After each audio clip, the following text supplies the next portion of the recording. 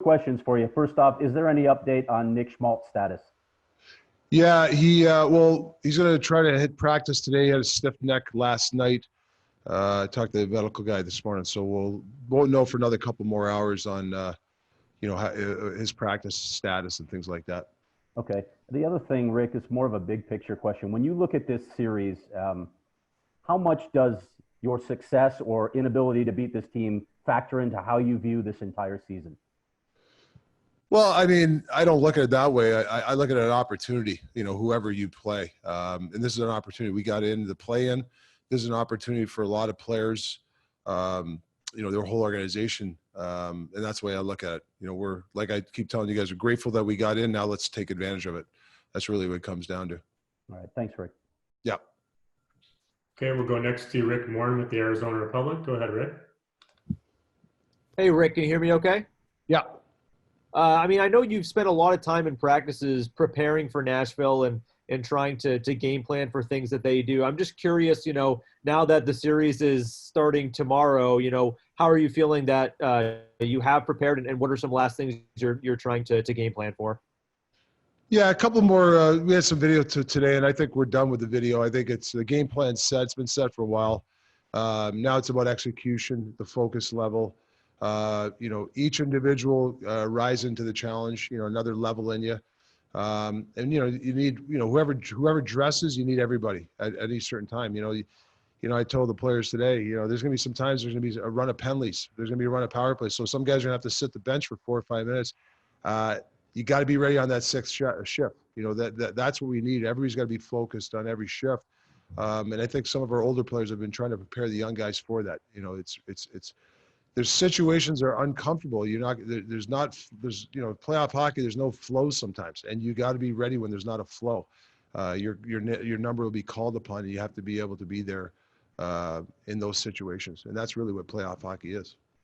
That being said, just how excited are you for tomorrow and just kind of being able to, I know it's been a couple of years for you since you've been, in a playoff game with behind the Penguins bench. How excited are you to just kind of get going here?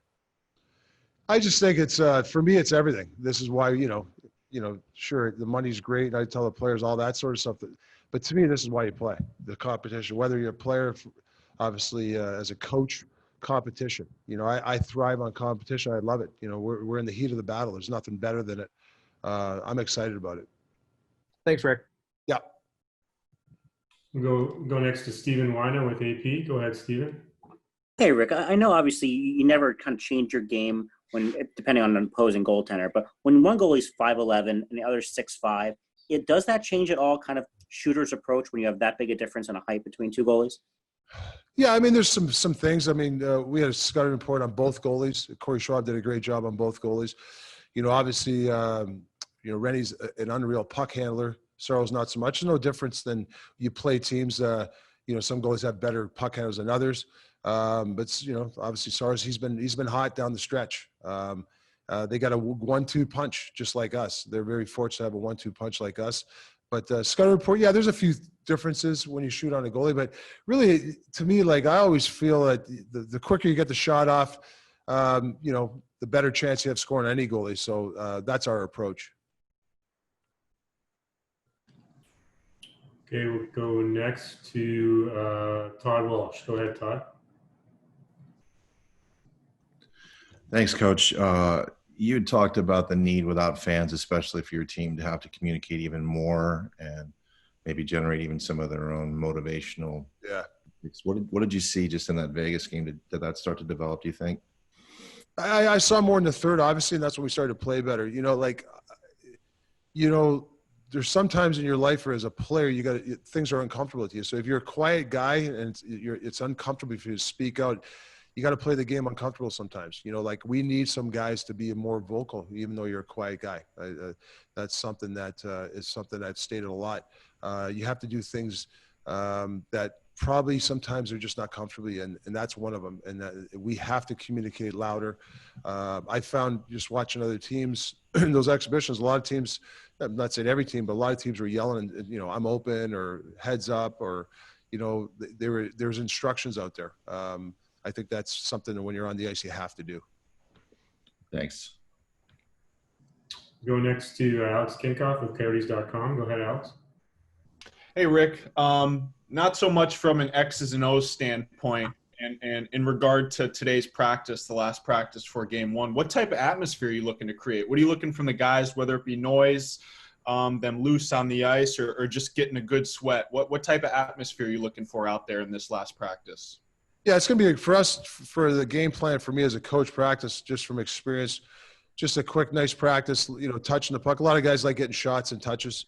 There's not going to be any system game plan. I think we've done enough of that. Now it's just to go enjoy the half hour you're together before the game. Just enjoy yourself.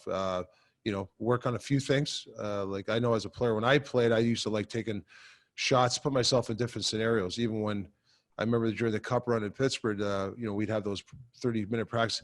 A lot of the high-end guys used to like little situational plays. So we'll do things like that. And I think it calms people down too. You don't want to think about the game today, tomorrow today. I think you just want to go and have a good practice and joke around, have a good time with your teammates.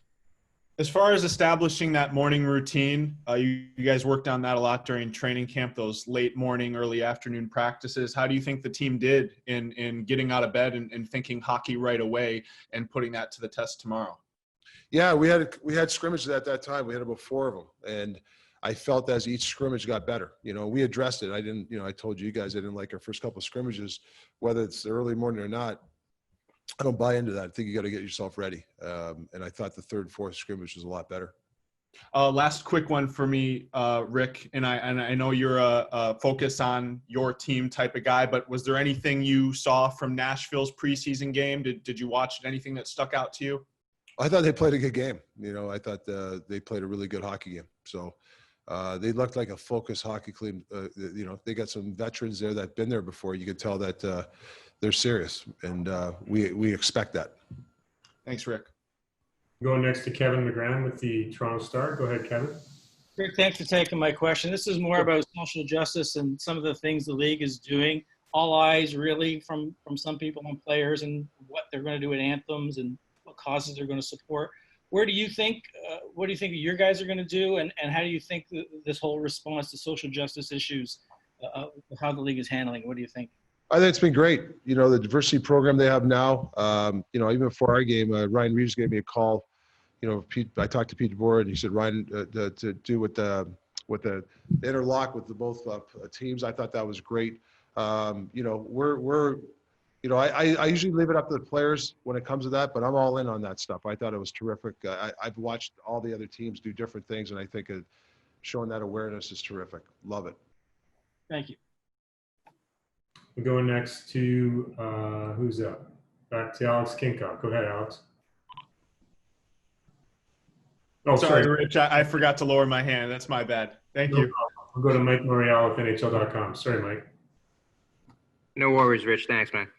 Rick, have you kind of determined or confirmed who your starter might be for tomorrow's game? Like I said, the night before I talked to Corey Schwab. Before we give our finances, so we'll talk to Corey and have a team meeting. It's just a routine we always do. Good enough. Thank you. Any last questions for Coach Tocchet? Colin Harmon. Go ahead, Colin, with ABC 15. Hey, Rick. Good morning. How are you? Good. How you doing? Doing well, thank you. Obviously, usually the day before a game, whether you're at home or you're in another city, you feel the buzz of playoff hockey. Does it feel like you got a playoff hockey game tomorrow morning, or is it hard to generate that sitting in a hotel room on August 1st in Edmonton? Well, I think it's an individual thing. Like, yeah, you're right. Usually in the playoffs, you see the atmosphere around it, and it gets you right into it. But it's there. I mean, we had a team breakfast this morning, and the game's on Carolina right now, and the Rangers, and everybody's watching the game. Like, nobody's really eating or watching. And I think the first shift there was a bunch of hits. I don't know. I think there was a fight. You could see the buzz from the guys, right? So yeah, people know. I hope so, but they know it's the playoffs. Usually, like I said, for the experience I've had in playoffs, there's usually, you can tell it's a playoff game with all the fans and stuff, but the players they know there's a playoff game tomorrow for us.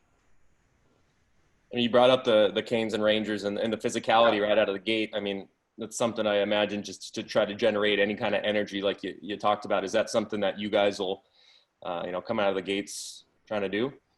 Yeah, I mean, listen, anytime it's pressure, right? And you try to, I believe you have to handle pressure. You take pressure on.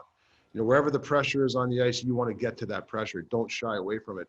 And that's the first shift. Like, saw that game. I only saw a few shifts, but you could tell there was a lot of heat there. I love that. And our team has to accept the heat and the pressure, find the pressure.